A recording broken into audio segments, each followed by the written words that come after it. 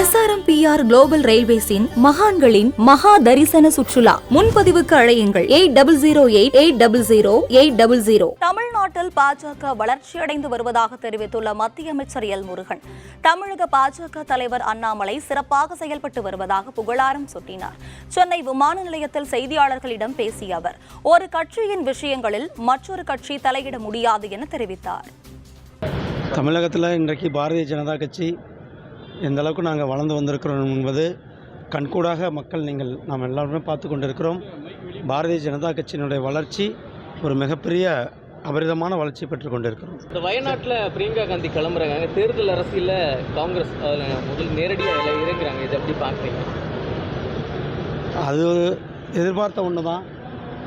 அவங்க குடும்பத்தை தவிர வேறு யாருக்கும் வாய்ப்பு கொடுக்கக்கூடாது என்பது குடும்ப அரசியல். அவங்க எல்லாருமே குடும்பத்தில் அண்ணன், அவங்க அம்மா, இப்போது அவங்க சகோதரி, இதில் ஆச்சரியப்படுவதற்கு ஒன்றும் இல்லை.